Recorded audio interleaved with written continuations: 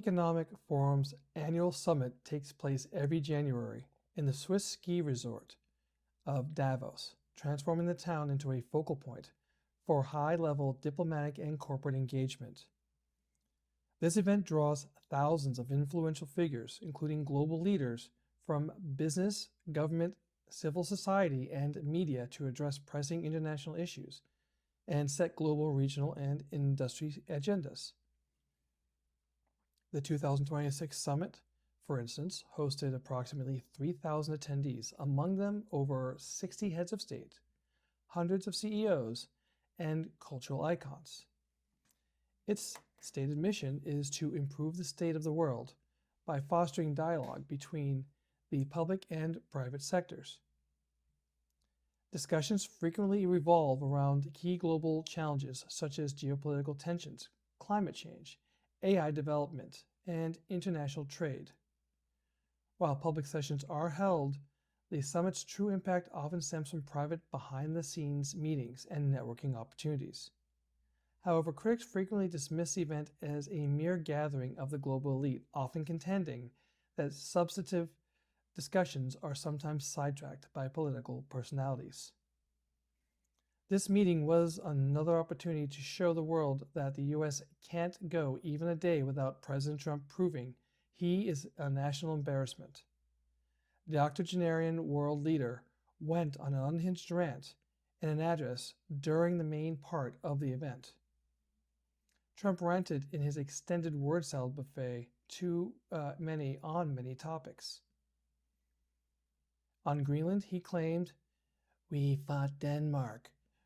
We're fighting to save it.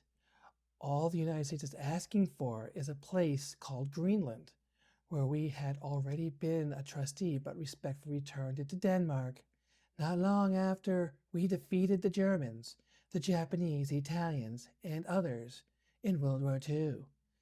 We had it, we gave it back to them." The assertion that the United States gave back Greenland to Denmark is inaccurate and misleading. The United States never owned Greenland and therefore could not have returned it.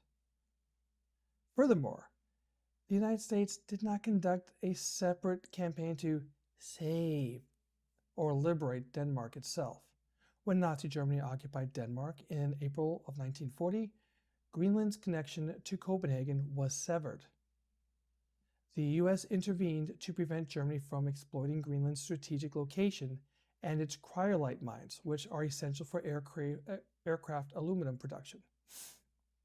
This intervention, which included establishing military bases, weather stations, and airfields, was authorized by Denmark's ambassador in Washington, acting independently due to the occupation.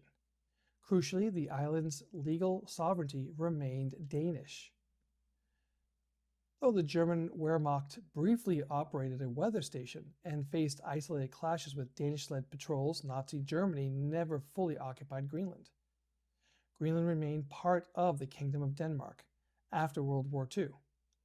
U.S. military activities, such as the construction of Bidufik Space Base or Thule Air Base during the Cold War, continued under defense agreements, not as a result of an ownership transfer.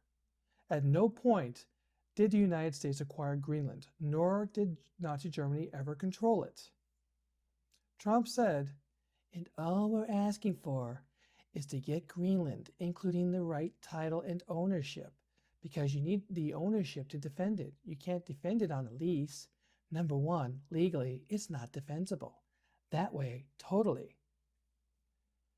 The defense of Greenland is already mandated through existing agreements between Denmark and the United States, as well as by NATO obligations. As part of the Kingdom of Denmark, Greenland falls under NATO's collective defense guarantee, under Article 5, meaning an attack on one member is an attack on all. Bilateral defense agreements with Denmark permit the U.S. military to operate in Greenland with Danish consent. Legal ownership is not a requirement for defense cooperation, provided the governing authority of the territory agrees. Many nations, including the U.S. maintain military bases abroad under various lease or basing agreements without claiming ownership of the land. The U.S. Congressional Research Service reported in 2024 that the Department of Defense manages or utilizes over 128 foreign bases in at least 51 countries. Conversely, a 2021 estimate by the Quincy Institute for Responsible Statecraft suggests the number could be as high as 750 installations across 80 countries and territories. A historical example includes major U.S. military bases in the Philippines, such as Clark Air Base and Subic Bay Naval Base, which operated for decades after World War II under long-term agreements. These arrangements did not infringe upon the Philippines' sovereignty. And it should be noted that this is not the first instance of false or misleading claims made by Trump regarding Greenland. Trump's claim that the U.S. pays virtually 100% of NATO, as repeatedly asserted, is factually incorrect. While the U.S. contribution is significant, official NATO figures from 2016, before Trump's term, show that the U.S. accounted for just over 70% of the total defense spending by all NATO members, far less than 100%.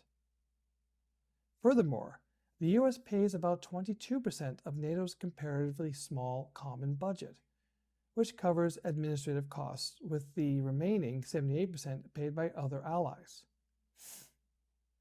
Another false assertion is that the U.S. has never received anything from NATO despite having paid for it. This ignores the substantial support the U.S. received after the September 11, 2001 terrorist attacks. On September 12, 2001, NATO invoked Article 5, the Collective Defense Clause, the first and only time in its history. This resulted in several NATO nations, including Germany, deploying forces in support of U.S.-led operations in Afghanistan, such as the International Security Assistance Force, Operation Enduring Freedom, and the Resolute Support Mission. The German deployment in Afghanistan lasted about 20 years, costing the German government approximately 12.3 billion euros, or around $14.5 billion, through August of 2021, and tragically resulted in the loss of 60 German soldiers. Donald Trump made a demonstrably false claim, stating that China makes almost all wind turbines, and yet I couldn't find any wind farms in China. And then suggesting China was smart for selling wind turbines to stupid people, while not using them domestically. Contrary to this assertion, China is the world leader in wind energy production. Data from the U.S. Energy Information Administration shows that in 2024, China generated 521 gigawatts of wind power, accounting for approximately 40% of the world's total. Furthermore, the EIA notes that China is rapidly accelerating the expansion of both its solar and wind energy sectors. Despite its massive capacity, wind power's contribution to China's overall electricity mix is still relatively modest. Ember Energy reported that in the first half of 2025, wind accounted for about 12% of the country's electricity overall. Renewables made around 23% of the mix, with coal remaining the dominant source at 56%.